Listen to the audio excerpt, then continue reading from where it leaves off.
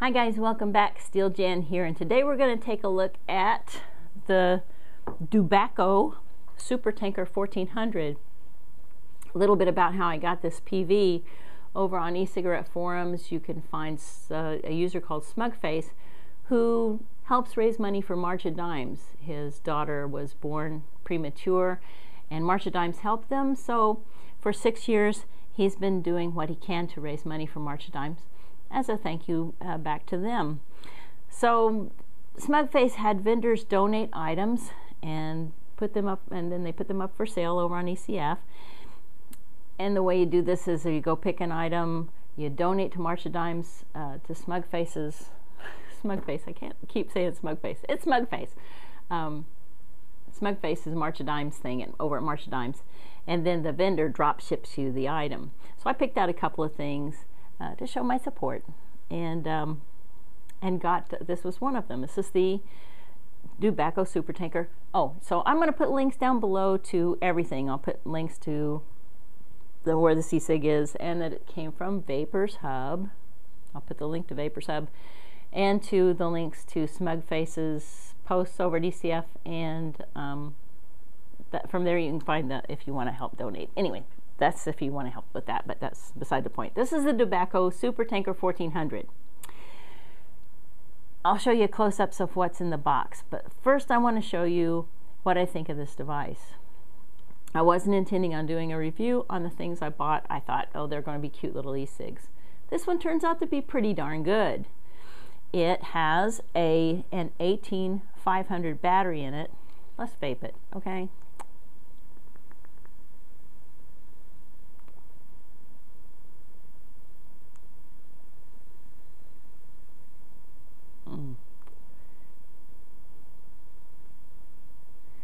That's good, folks.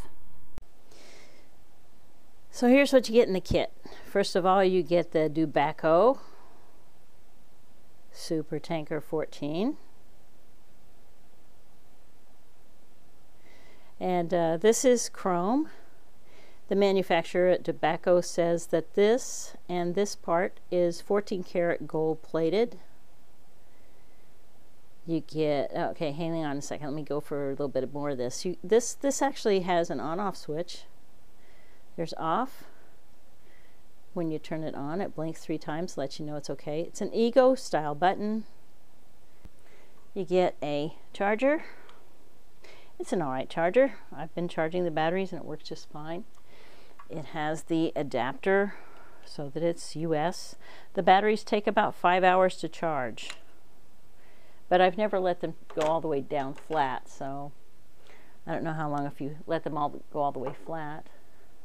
It comes with a filling syringe, but it comes with, it's the cheesy style little plastic thingy here that I don't like.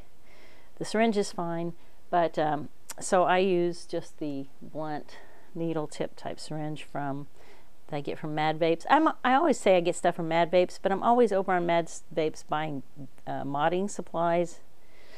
So I pick up little stuff like this and throw it in my shopping cart so I can have them. So this filling syringe, it comes with 3 of these giantomizers, 3.5 milliliters. All 3 of mine ohmed out pretty much exactly at 3 ohms. So 3.5 milliliters, 3 ohms. They give you also, whoops, I dropped one, 2 spare cartomizer tubes in case you have a breakage, and 2 Ultrafire 18500 18 milliamp hour 3.7 lithium ion rechargeable batteries with protection, PCB, protected batteries. Always use protected batteries if you use lithium ion batteries. Okay, now I want to show you how I fill up one of these cartomizers, these giantomizers. First of all, like I said, I don't use the cheesy little plastic tip that comes with these. I use an actual blunt needle I get from Mad Vapes. I keep dripping e-liquid places. I don't mean to. Okay.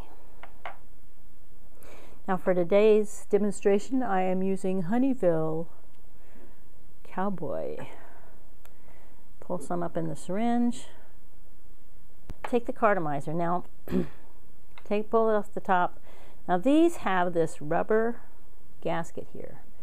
And you can leave that if you want to. It's supposed to be there, but and you can just poke your syringe into this filler hole right here, and it'll go all the way through. But I'm going to tell you, I don't like this thing. From earlier cartomizers used to have this, and I hated it, and I would just pull it out because to me, the center hole right here is too small, and so to me, it makes the coil burn faster, and it makes the draw too hard. So now I locate one of these filler holes. Pick a filler hole, any filler hole. This one is good. Poke it down through and fill. Push your plunger. Now I push my plunger and I fill it to the bottom of the cup. It won't actually be 3.5 milliliters. That's cool for now. And sometimes I'll put an extra drop right on the coil to make really, really sure that the coil is wet before it's ever fired. So, I don't know, switch in the off position maybe? Yeah. Take it, put the battery in. Let's do that. Let's use that freshly charged battery. I just got this one off the charger. Freshly charged, negative first. Screw the top on.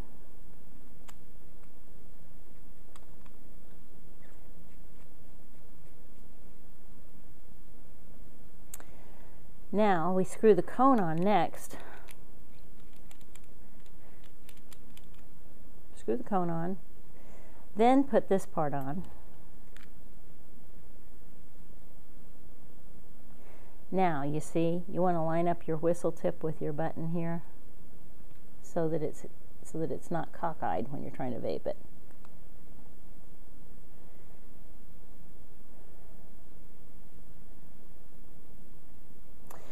Well, let me show you something else while I've got you here. You see this?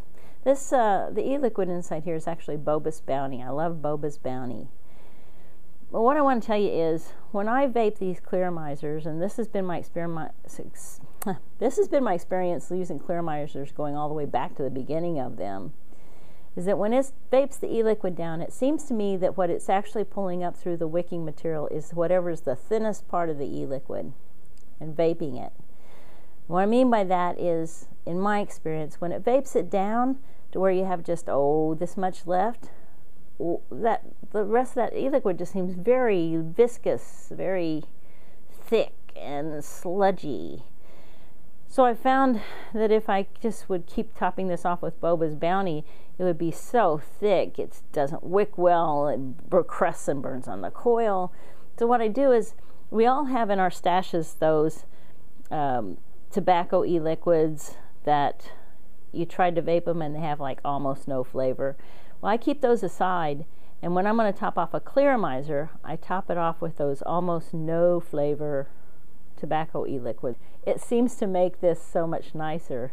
It'll still taste exactly like brand new Boba's Bounty, but it doesn't get all thick and sludgy then. Now, I would love for one of you guys who do the nicotine tests to take a clearamizer and vape it way down like that till it's just down to here with a known nicotine level e-liquid, and then pull the e-liquid out of there and see what the nicotine level is in it.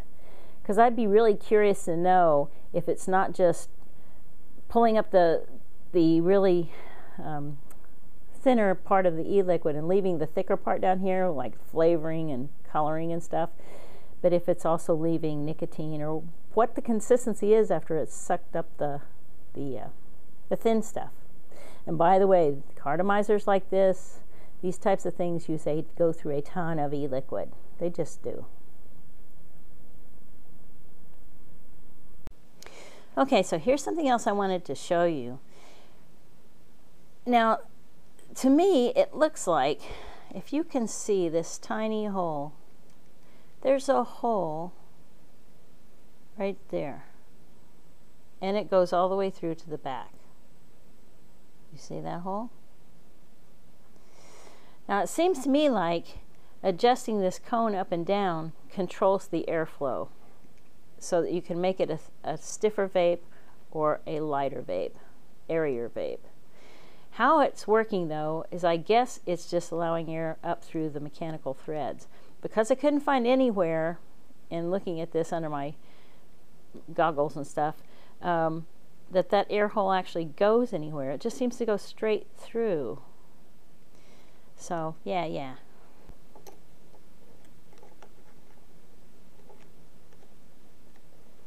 When you put a cartomizer into the thing, just snug it, just kiss it. Just kiss the two connections. Don't crank it down. I should show you why I think that. Okay, so this is the battery connector. This is the cartomizer connector. And this is the way all of our e-cigs are made. You see this little black gasket, that tiny little, well, it shows up black on the camera, I think, but it's a tiny silicon gasket right there. This is your center pin. That's positive on the battery. This outer side, this outer part is negative. That little tiny silicon gasket right there is all that's keeping positive and negative from shorting dead out. Same over here on the cartomizer. You have a tiny silicon gasket around here. This is positive and all this is negative. So that little gasket's all that's keeping this from shorting dead out, right? So the deal is, if you put these cartomizers on here and really wrench them down, and you push the metal parts to where on either side of this that the positive and negative touch each other, you're going to dead short out your PV. In the case of using protected batteries, you're fine, hopefully, if the protection works. If you are using non-protected batteries or IMR batteries, you're going to have a dead short that is not protected. So yes, don't wrench these guys down really tight, just till they touch, no more, and you'll be fine. Overall, I think this is a good e-cig. I do have a few concerns. I don't know about this on-off button, if it's very sturdy. My second concern is I don't see a vent hole in this PV. Is it that this bottom cap is press fit in so it's supposed to blow off, or the button blow out in case of a lithium-ion battery failure? I don't know. I'd kind of like to visually see a vent hole in there, and it would make me feel better. The ego button, I haven't had a misfire so far. Everything seems solidly constructed. I have no problems with the charger. Is fine. I like this, I really do. Would I carry it with me out and about? No, I won't.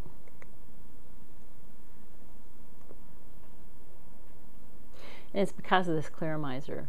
I mean, it just looks like, you know, I've had bad experiences before where I'm a klutz, right? And so droppy, breaky clearomizers, no. And also I've had trouble before clearomizers leaky, even with the extra silicon gasket in that I don't like, because it makes the air draw too tight. I did want to show you one other thing with this. I wanted to show you it performing on something else here. This is a low res 1.5 ohms dual coil cartomizer.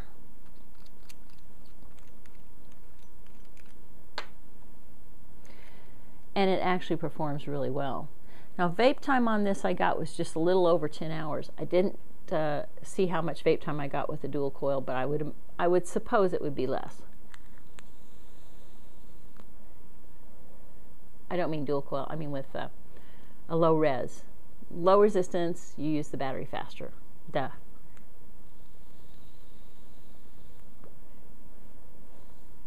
That's very nice. This is Halo Freedom, I think. But it tastes like I've got some E-Liquid Planet cigar number 2 in there.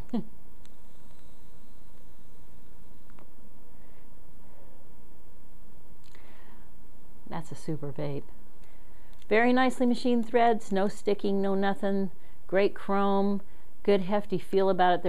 There's no cheesy, shoddy components in here. Now, is it worth the price? I see they're selling these over on Vapers forum for $80 for this whole kit. $80, it's right there on that edge of, But shiny chrome, beautiful. If your name is Doug or Debbie or Dave, or your last name starts with a D, then you can say it's monogram for you, but that does stand for Dubacco, Korean design, made in China.